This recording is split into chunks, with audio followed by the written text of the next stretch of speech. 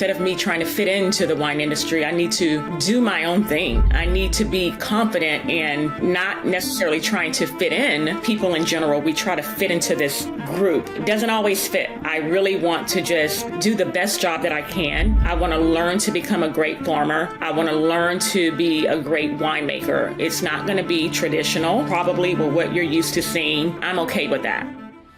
Sit back and grab a glass. It's Wine Talks with Paul K.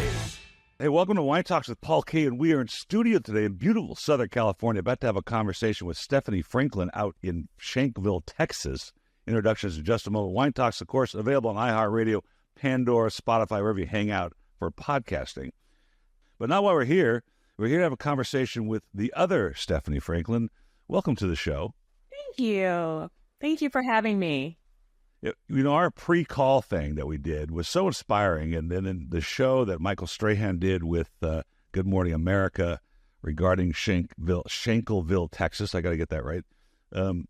I've been telling people about the story. And I went to a very fancy wine tasting the other day where I got to taste a 1945 Alsatian wine. But I was more interested in telling the story about what you're doing. It's Franklin Vines, right? That's the name of the company. Yeah. And your new nickname, I guess. Yeah. So let's go back to what Shankleville is so that we can get a lay of the land, so to speak, as to how you ended up there. But tell me about Shankleville, Texas. I've got it up here on the map. It's not part of any necessary wine trail. So how did you get there? Okay, so Shankleville, Texas. I want to start off by saying that my grandfather had land in Shankleville. And so it's a historical town. I don't want to give away the entire story because I want to encourage people to go out and read it. Just type in shankleville.com, shankleville.org, and you will see the story. But basically, it's a historical town. When slavery ended, Winnie and Jimmy Shankle went over and they bought a plot of land in Shankleville, and they built churches, schools. It was really unheard of during that time, after slavery ended, for people who were enslaved to acquire land. So they built a town out in Shankleville, and they created the town. So that's how Shankleville got its name. My grandfather has land there.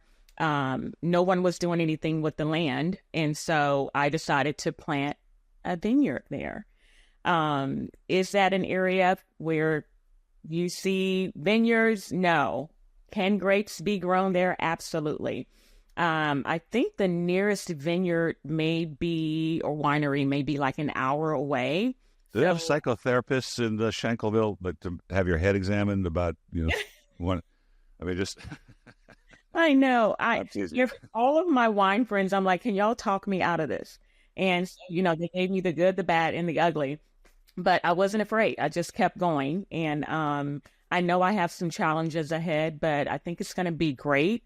I'm going to stop you there for a second because I don't want to go through the whole story, because there's a lot of pieces that you've already brought up that I think we should peel back a little bit. One was, my American history is not that great. Actually, my European history is better now since I've been in the wine trade. But was Texas a free state at the time? Like yes. California would be? Yes, so, absolutely, yeah. And Mr. Winnie Shankleville, the Shankle, sorry. I live in a town called Monrovia, or I have my office is here, and it's Mr. Monroe, created the town. And so we have the Shankles who created Shankleville. Were they from Texas? Or do you know if they came from? They migrated from Mississippi.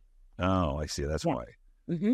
Yeah. I wonder how you land in what you now is called Shankleville. How do you in this plot, of land, this area where they decided, well, this looks like a good spot. How you make that decision with all the risk that would be behind you, in front of you. Yes. Right. Yeah. I wish they were here. So I'm sure that there's so many more pieces of the story. Yeah, I suppose. And maybe there's more to be peeled back as you start investigating your position in the community for doing this, because, wine is about the story. It always is, and it always should be.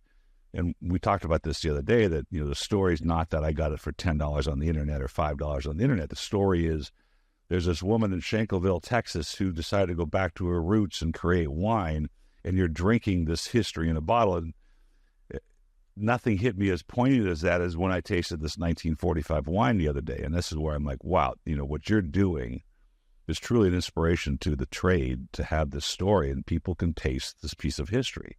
Yeah. So you just went back to your roots. So your great-grandfather? Grandfather. Your grandfather's place, and said, gee, this looks interesting. I don't feel like growing blue, what is it? Purple hull peas. I'm going to have a listen. We're going to be talking about some really interesting parts of American history here. And I want you to listen to Frederick J. Ryan. He is the preeminent authority on wines poured at the White House. So we can go back in time in this conversation about Shankleville, Texas, and you can correspond that dating with what was being poured at the White House at the time. Really interesting, fascinating conversation with Frederick J. Ryan. As well, there's another Stephanie Franklin, and her show is coming out soon. A different set of inspiration to do what these two young ladies are doing, but I think you'll find them both extraordinarily inspiring. And Stephanie, the other Stephanie Franklin, that show comes out soon, and she is with iflywines.com, so check that out. Yeah, and I want to give my cousin the credit. When I was telling him my big dream in my grandparents' home in Lake Charles at the time, he actually gave me the idea to plant the vineyard in Shankleville. In the beginning, I didn't see it. I didn't see a vision there, because I'm like, there's really nothing going on in Shankleville for me to plant a vineyard there. And he said, you would create that purpose. And so I remember driving up there on a couple occasions, and I felt it, and I saw the vision. And that's when I'm like, you know what? I'm going to do it. I'm going to plant a vineyard here.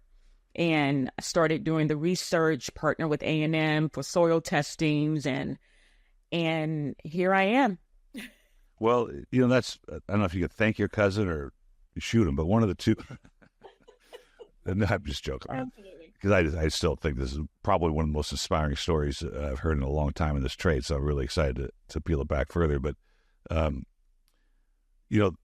you a wine person before this? I mean, did you have an interest in wine? Did you pursue any wine ideas from the point of view of Texas before? Anything? Absolutely. Anything? I was always a wine consumer. I was always, probably since my mid-20s. And I was always going to wine tastings. I was going into specs at the time. Going down, I'm like, okay, today I'm going to have a South African wine. Tomorrow it's going to be from France or whatever. So every week I would go to another region. So I think I was studying wine before I knew I really wanted to get into it.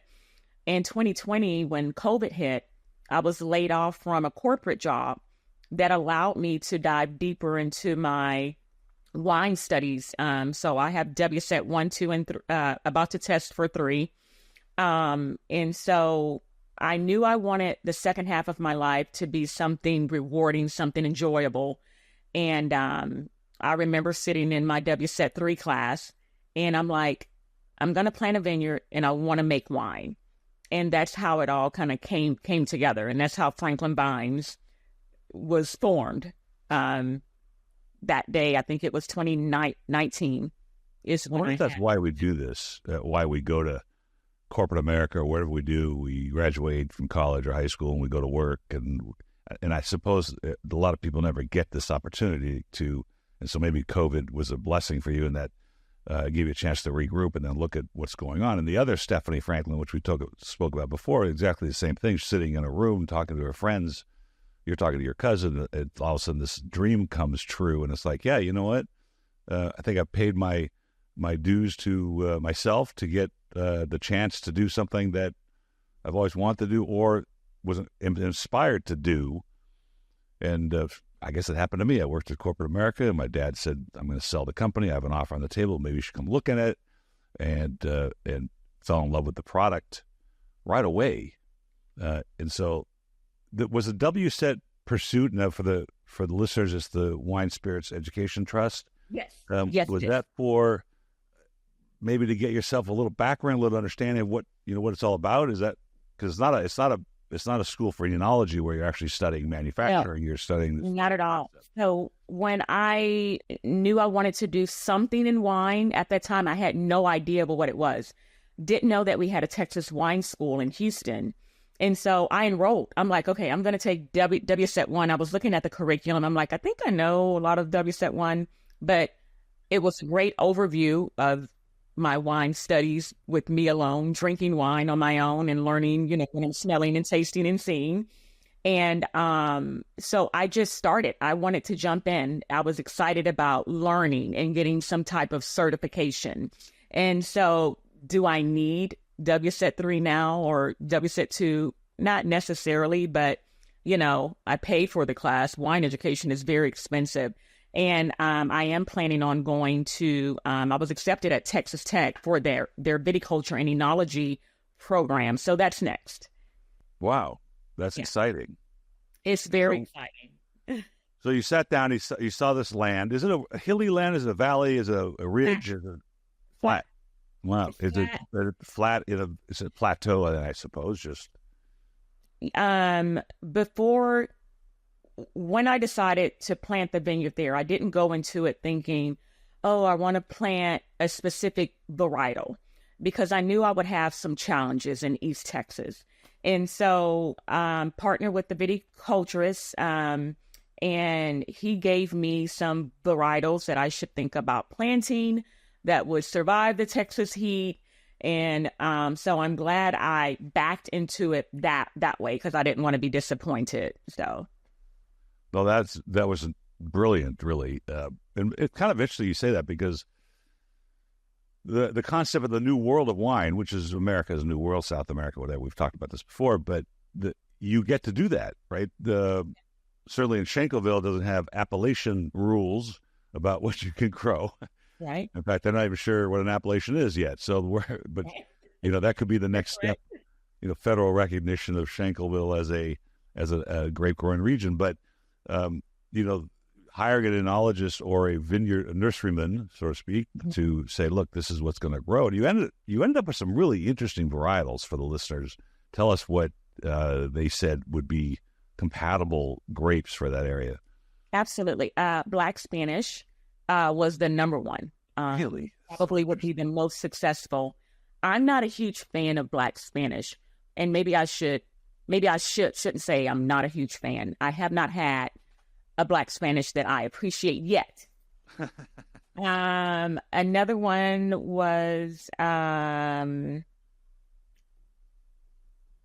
Noir, which is the one that I'm thinking of planting, which has characteristics of Petit Syrah and Cab Sauv. Wait, what was the grape? Carmenere Noir. Really? A Carmenere? I guess it's just Carmenere. Noir. That's the grape. Like people, is there a different strain of Carmenere that's called Carmenere Noir? Or is it yes. So this one was studied, analyzed by UC Davis, and a lot of people in Texas are using that particular varietal because of the Texas heat, because of the humidity, Pierce disease resistant, Pierce disease tolerant. So yeah, that's the one I'm leaning towards. When I did a survey out in East Texas, a lot of them want sweet. And so I'm like, okay, maybe I can do Carmenere Noir and do maybe like an off-dry Carmenere Noir rosé. I would like off-dry a little bit. That would be interesting. Please, everybody. Because I just brought up my database while I was looking aside here of all the wines I've tasted in studio, and there's like 60,000 wines in this database, and I put in black as the grape to see what other black varietals, that would call it. I've never tasted in my whole career, at least it's in this computer, a black Spanish grape. I've tasted black Muscat, really, Grenache, okay, but not a black Spanish. So I'd love to find one, because I don't have. We'll find out when your first vintage is coming out, but I'd like to see what that is. It's a very interesting issue because you're starting with a bunch of variables, intelligently, getting the opinion of somebody that's in the trade of making sure grapes are compatible with their environment. So you're not sure. You're not really, until you plant it, pick it, ferment it, and maybe even a couple of vintages into that. Yeah. Start to understand what it brings to the table. Absolutely. So that's kind of it. Is it temperate? Is Shankleville, is it a hot part of Texas? Is it a dry part of Texas? Hot. It's hot. It's dry. So yeah, I'm going to have some challenges, but I mean, I won't be the first. I'll just be the first in the area. Yeah, I mean, the challenges. A lot of people for opinions. Yeah, it wouldn't matter. I mean, maybe a little bit, but it wouldn't matter whether you're part of the wine trail in Lubbock or other parts of Texas or Napa. It doesn't matter, because whenever you start from planting a vineyard, you are going to learn from that plot of soil what it's going to do. So absolutely it's no different than anywhere else, except that you have this incredible history to tell. Yes. About what would your grandfather say about this? Would he be excited for you? What would he say? I know if my grandfather were alive, his name is Galler Shankel. If he were alive, I think I would have gotten started a lot sooner. I think had I was sitting with him in the living room in Lake Charles, telling him my big dream, what I wanted to do on his land, I would have had more of resources to get started a lot sooner. I think he would be very proud. I think he would be excited that his granddaughter was doing something on historical land, on his land that he purchased, and trying to boost the town's economy, create more jobs, create more skill set. I think he would be proud. And we have that in our brains, right? What I always think about what my dad would think of what we're doing and what I'm doing. And I did something this morning that I think he would have loved, but my wife would have hated. She doesn't know about it yet. So I'm not going to tell you what it is yet. But, but if you're sitting in the living room in Lake Charles and you're speaking with him, what would you have told him the dream is? It's to have a tasting room, a restaurant, just hospitality. What would your look? I'm going to plant this vineyard, Grandpa, and here's why, and here's what I want to do with it. What would that sound like? So I would say, Daddy, I want to plant this vineyard on your land, and my hopes are to bring more recognition to Shankleville because of the history. I feel like Shankleville should be a part of American history. And I want the world to know about the history first and foremost, which is why I'm doing what I'm doing.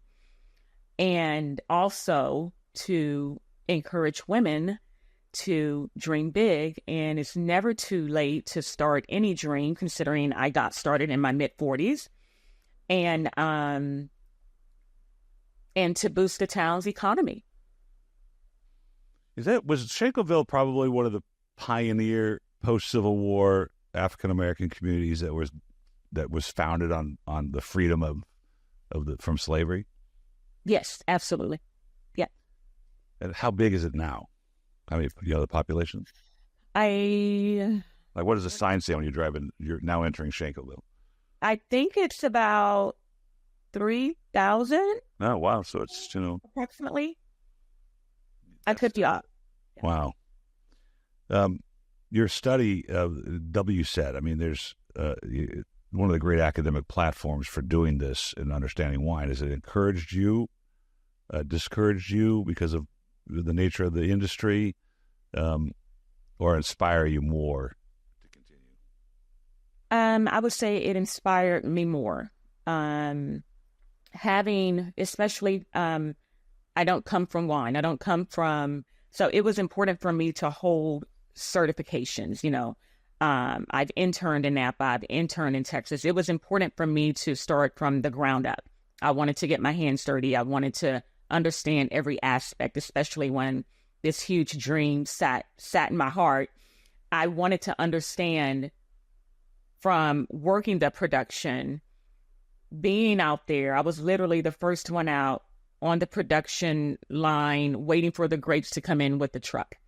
Like the trucks were coming with the grapes and everything. And I was just there, eager to learn every part of it. So no, I would say that it definitely inspired me. I mean, I think it's a really good thing for the listeners. There's a book out by a guy named Charlie Leary who sort of goes through all of the potential methods to learn about wine. And certainly you don't have to do that. There's a billion books on wine. I have probably 200 here in the office that I peruse through. And it's actually really fun to go through some of the older texts to see what was being said at a different part of the career of wine or the epoch of wine. But, you're going to be a farmer. But the WSET and these kinds of educations were going to help you sort of understand the other side of this, because once you farm it and make it, you've got to find a way to sell it. So I think it's a great understanding, a great rounding of your future experience. But you said something interesting, a woman of color in this trade. The industry has been accused of exclusionary not tactics. I think it's just a natural evolution of the product of wine being a little intimidating and seemingly of aristocracy. And I think that the industry itself sort of propagates that with the swirling and sniffing and the descriptors and those kinds of things. But they've been working hard at the diversity and inclusionary practices. And you are in the minority, not only from race, but from your gender, getting into this. I think there is a larger percentage now of women graduating from enology school. Yeah. And 25%. But the executive ranks is light. It's like 5%. Yeah. So you just said, you know what? I'm just going to create my own executive position. I'm going to create my own. Absolutely. That's what I do. No. Yeah, absolutely. Again, it was a vision, and I want to quote, I was recently out in Oregon, and I met with Bertoni of Abbey Creek Winery. And I remember asking him a lot of questions about how he got started and things like that, and what advice did he have for a new winemaker in the industry, farmer.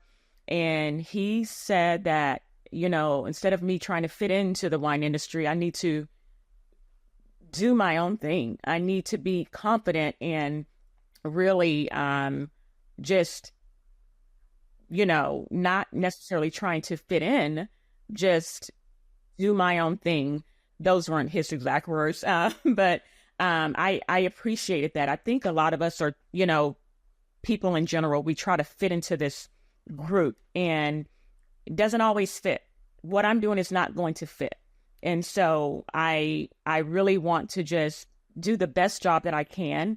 I want to learn to become a great farmer.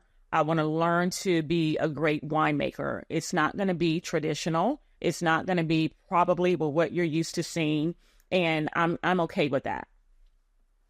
You said something earlier that you're in your 40s and you're starting this project. You maybe feel like it's late, and I think I told you in our pre-call that I had this incredible conversation with a 98-year-old woman who started her last winery project at 70, and maybe it's just the inspiration of the product, and in your case, what could be more inspiring to bring to the table not only a glass of wine, which in itself has its own, magnificent benefits to our soul, but you're bringing a story to the table that no one's ever tried to do. And so you can't try and fit in. I mean, it's impossible. There's no fit into somebody creating a vineyard in Shankleville, Texas, because it's so new. And the other buzzword that's going around the internet, probably see it on Facebook or LinkedIn, is innovation in wine. And I actually bringing on the show next week, the week after, is a gentleman who teaches innovation at University of Southern California. And I wanted to hear him give us the 40,000 foot level view of what innovation is. Because I don't know, in the wine business, what does that mean to you? Does that mean pioneering an appellation? Certainly. I think that's innovative. Absolutely. That's huge. It could be creating something new. It could be the fact that I could be the first one doing a new thing in the wine industry. Absolutely. I agree with what you said. Yeah. Because I don't consider things like cans innovative. I mean, when I wrote an article recently, and I was trying to define my opinion of it, and packaging innovation is great, but it's not innovation in wine. Experiential innovation, when they come to Shankleville to visit, what are they going to see? What are you going to do for them? That's innovation. Okay. Yeah. Driving by and, the big giant billboard on the side of the highway, visit the tasting room kind of thing. Yeah. Can't wait to see that. Yeah. So where are you at? Where's the path now? We've identified grapes. What's the next step? So while I'm waiting, obviously building out a winery, planting a vineyard is going to take some time. I'm using a custom crush out in Texas to make wine. So I have a Tannat in barrels. She's been aging since September of 2022. Finished designing corks and labels. I'm waiting on a bottling date. So fingers crossed, I'll launch first quarter of next year. And also, I think it's very important to say, I had never drank a Texas wine until I interned in 2021. Never in a million years would you have told me I would be making a Texas wine. But when I had the opportunity to intern in 2021, that was my first taste of Texas wine. Never had it. Never tasted it. For the listeners, Texas wines are growing in popularity, and Texas is, I think, one of the top 5 states of consumption of wine. Yes, yeah. Right? So, wow, I mean, it's almost a natural. It just takes time to figure it out. Yes, I'm the huge advocate. Texas wine, yes. But yeah, I don't know why that was. I just never drank. I never tasted any Texas wine, but now we're pushing out so many great products, so many great varietals that grow well here, that can stand up to the heat, that can stand up to the humidity. And in return, we're pushing out some really great wine. So I'm proud of the industry. Well, think about that for a second. With global warming, which is a real thing, and I got in trouble for saying this before. This isn't a political show, so we're not going to discuss how, but it is getting warmer. And hey, it's been warm in Texas for a long time, so we already know how to do this. Showing us anything new. But so, what did you think of the process of this? I mean, here you're sitting in the living room talking to your cousin, and he's saying you got to plant grapes, and you come out and look at it, and you decide yes, okay. So you still know really nothing about how to do this, and the government regulations that go, the federal regulations, the state regulations. Did you find that daunting? Did you find that just like a part of the process? I mean. My experience here in California, finally I've landed after all these years, it's just the process. And so they're not trying to fight you. They just got to dot their I's and cross their T's, and the government that's all it is. So you just have to pursue. Then I knew nothing. I just knew I wanted to do it. And I started speaking it into existence. I would speak it into existence, and now that I'm going through licensing, with the state and federal, and this is just on the wine side of it, not even touching the vineyard and all of that. It's a lot. It's stressful. It's a lot to understand. I was trying to do it on my own. I ended up getting an attorney to walk me through, and I should have done that in the beginning. Yeah. But it's a lot to know. It's a lot of rules, a lot of regulations, and it's overwhelming. And yes, I do question myself.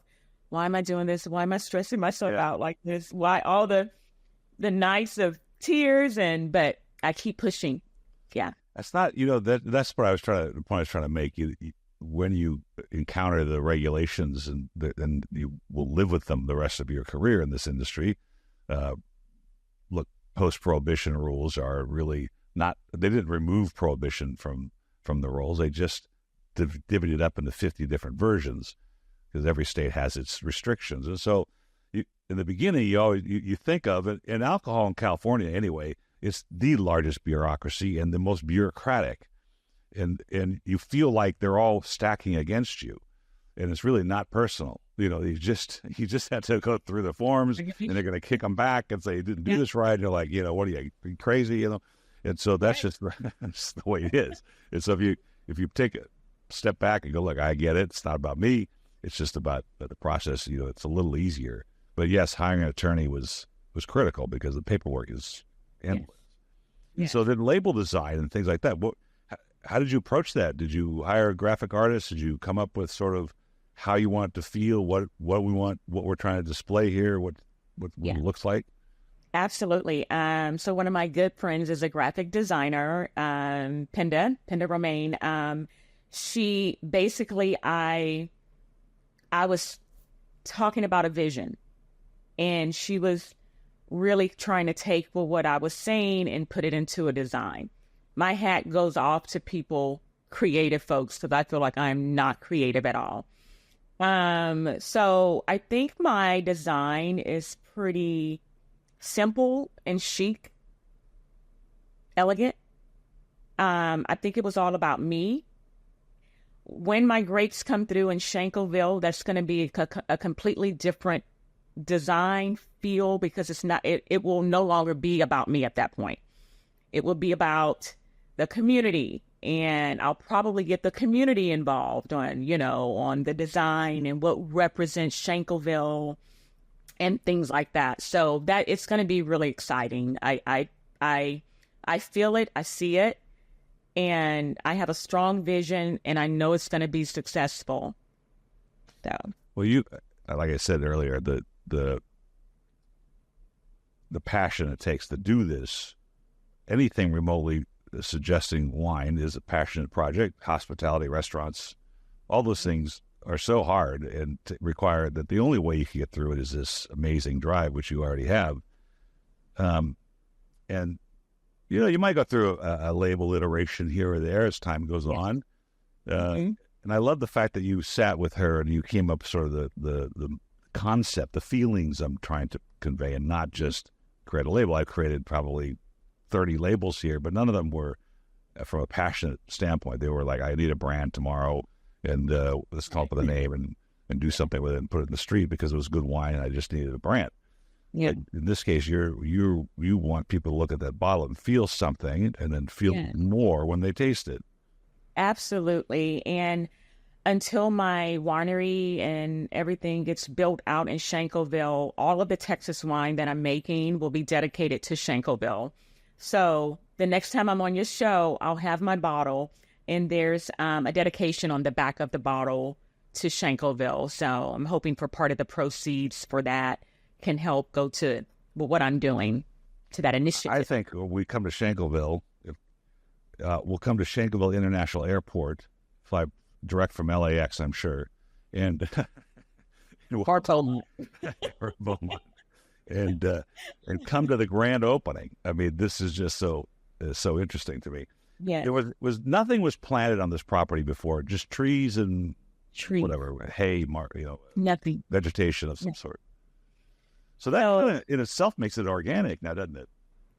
Yes, I like that. Absolutely, yes. So I'm thinking about using some of the trees as like the post in the vineyard, and like I want to take everything from the land and use it somehow. And I think that's what makes it great. It'll be the first of its kind. Nothing on the land. So I'm excited. The community is excited. They're excited there's something that's coming to Shankleville, and which again, now it's about the community. It's no longer about me having my wine and running through a beautiful vineyard. I mean, if the label is your face on, smiling at whoever's holding the bottle, then we have a different opinion. But no, we're not going to be doing that. Yeah. But this is really, I just am like imagining in this flat area of this little town in Texas, and all of a sudden this beautiful green vineyard, right before harvest, and it's like people and they're picking, and what a great vision. Yeah. But can you irrigate in this? Well, I guess you can irrigate in Texas, not a problem, but will you need to irrigate? Yes. Or is your enologists, your nurserymen say, look, we need to get these vines to survive on their own? No, I will need irrigation. Yes. So that adds to it, right? Yes. Oh yeah. So I'll be working with Prairie View University. A lot of folks have reached out wanting to help me.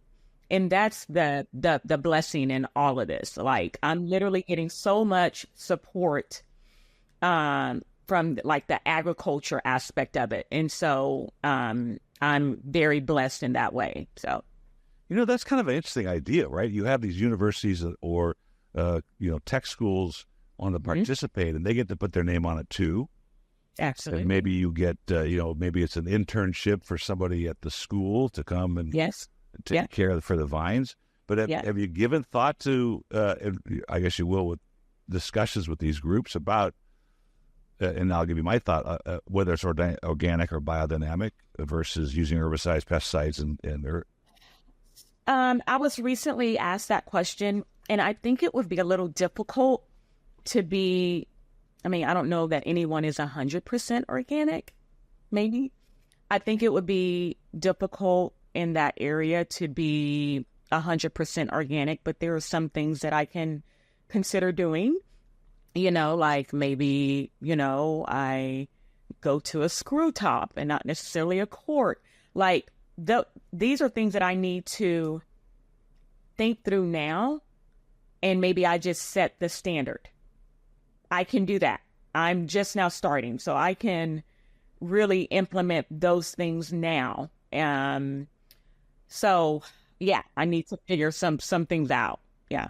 Well, the nurserymen and the rest will tell you that, but one of the things we were talking, maybe we spoke about it, maybe we didn't, but one of the things that makes me laugh, and it's all of humanity that does this, and that is, let's just take the wine trade. It was always organic.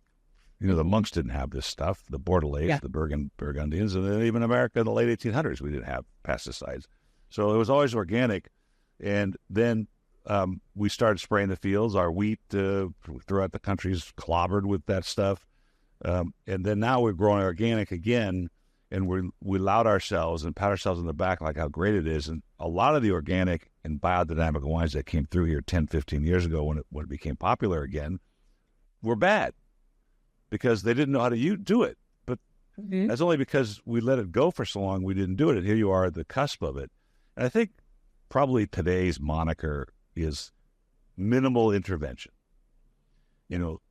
Whatever the land requires you to do, if it's spray for a certain bug, that's what has to happen. But the least you do to get to the product you want is absolutely. Yes. And there were a few great varietals that I need to go back and look at my notes where I didn't have to use as much pesticides. So that can be a way of, okay, well, if I use X varietal, I would need to use this much amount. So, there are ways that I can cut back. I think, I don't know that there's a way that I can be 100% organic. That's why I said that's the key is like, well, we don't want to influence it too much. And I think you want to, I'm so excited to find out what Shankleville appellation, produces, what it does to the grapes, how the grapes respond to it. And then as you grow in your vintages and figure out, ways to change things that you now move the character the way you want it to go. But I think the concept is eventually you want it to express what it is and where it's from and not alter it if you can. I had an interesting conversation the other day with somebody in Los Olivos, Keith Surlos, great stuff, great winery, great story, great inspiration. But he said, we were talking about the sustainability part of wine.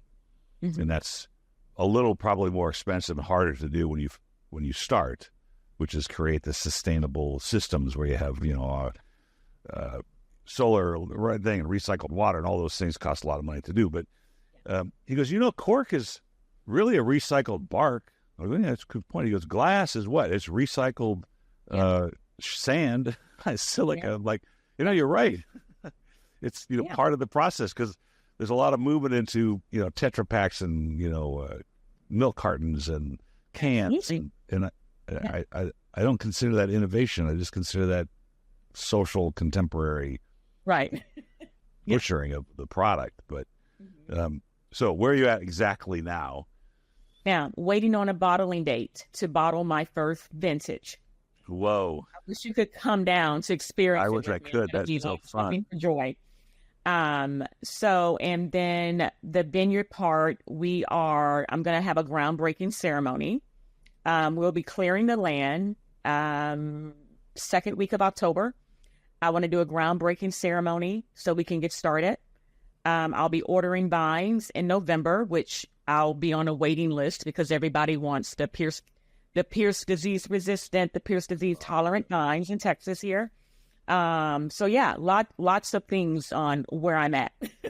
Were you surprised at the pace, whether it's slow or fast for you, that this industry takes? I mean, were you like, oh my, I have to wait this long for vines, or I expected, like you expect?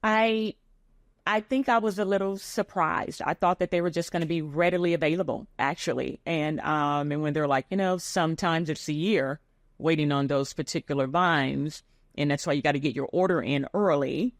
And because I'll only need a small amount, because I'm starting off with 1 acre, because, we got to see what it's going to do.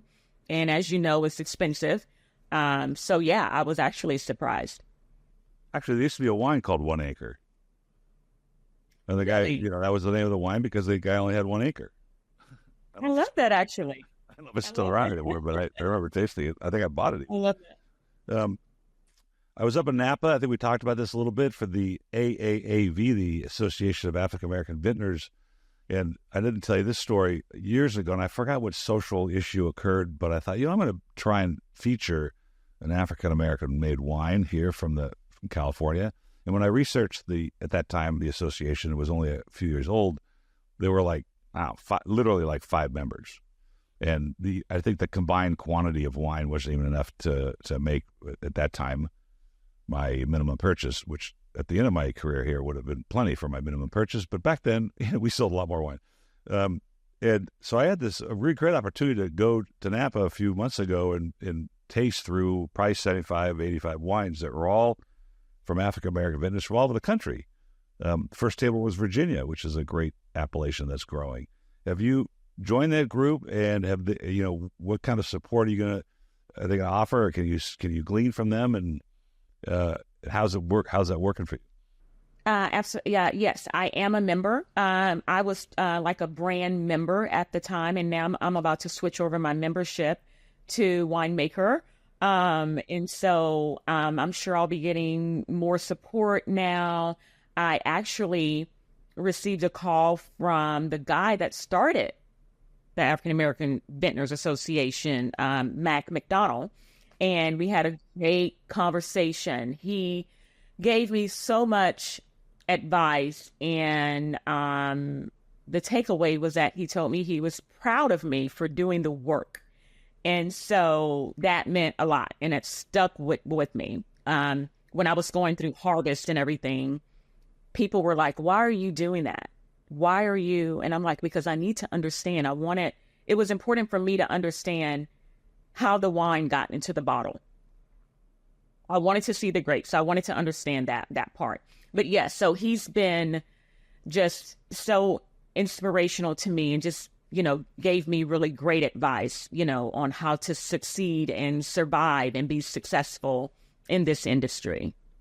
Well, I'm going to see if I can articulate this. I thought it was fascinating. Angela McRae is a friend, and she's the one that got me up there.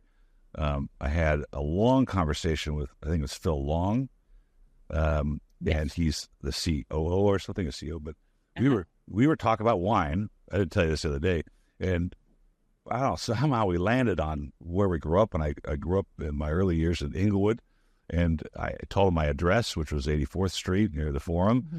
And he goes, I grew up on 82nd Street. And I said, well, I went to Daniel Freeman Elementary School. He goes, so did I. I'm like, well, we were there. He's a little younger than me, but we were there probably at the same time. My dad's pharmacy was just around the corner, and I'd go to work, and then my dad's driver, this prescription driver, would take me to school, and he was there at the time. So I thought that was a fascinating synergy, and we laughed about our neighborhood at that point. Oh, cool. I love that. Yeah, it's really good. But one of the things that I did notice, and it was a good thing, even though it's a hard thing, but the headwinds that were being explained to me by the vintners and the representatives of the wineries, and the wines are great. I mean, they were all very good wines, solid wines, that were the general industry headwinds. They weren't racial headwinds. They weren't exclusionary headwinds. The headwinds that they were experiencing, which is a good thing, even though they're tough, was basically how do I get it to market? How does the market respond? How do I have to go stand at a supermarket and pour off wines to get people to taste it? Who's the distributor I can use? All the things that you have to decide eventually how you want to grow when you do grow. And none of the problems that they were talking about were related to race and their position in life. So I thought that was really good. But unfortunately, those headwinds are real too, the other ones. So as you're experiencing right now, but they're surmountable and they're manageable. So we're almost out of time here, which is unbelievable. So you're waiting now to bottle this vintage, and it's in barrel, which is Tannat is, that's a pretty rough animal. And I think 2 years in barrel, is that what you said it was already? A little over, 2 years and a month. It is, on the world wine scene, it's getting traction. I mean, it's mostly Uruguay and South America, but your varietal is getting some attention when it's Tannat grows extremely well in Texas. The thick skin, and it can stand up against these harsh summers, the humid, and all of that. So I was kind of influenced as well. Where I'm making the wine at a custom crush. The owner there was the first one to champion the grape Tannat in the Texas region. So that had a little bit of influence as well. And so, if it's the next up and becoming grape, hey, I wanted to be a part of it. And I wanted to do something a little different as well. Well, you're doing it the right way. We're going to wrap up with this. You're doing it the right way. You're stair-stepping it. You start with a custom crush. You're not over-investing. I just had to liquidate for somebody here, and I won't tell you what it is, but they had 13,000 bottles of rosé, Italian rosé here in America that they thought that they would just bring here. It was good wine. And we had to sell it at an extremely large discount to get it as a 2021. And that's because the thought process of what it takes to do this wasn't considered, and all of a sudden there's 13,000 extra bottles of wine to sell. And you're doing it the right way. You custom crush, you use small amounts, stair-step your vineyard, and keep reinvesting your time and energy. And it's got all the monikers, an interesting part of a real story. And I'm inspired by it after all these years. You don't get to hear stories like this. So I'm so interested to watch the progress.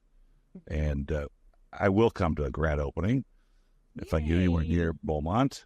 I had been there for last time I was in Beaumont was 1982, I think, maybe 84. So great. It's been a week. So I wish you luck, and it's been such a fabulous conversation to understand what you're doing. Thank you so much for having me. Thank you. And I'm glad you reached out, because I kept saying, Stephanie Franklin, she was already on the show. And it's like, no, this is a different Stephanie Franklin. Well, I never heard back anything. Where is he? Good luck out there. And please keep me posted on what's happening. I will. Thank you. Cheers. All right. Cheers.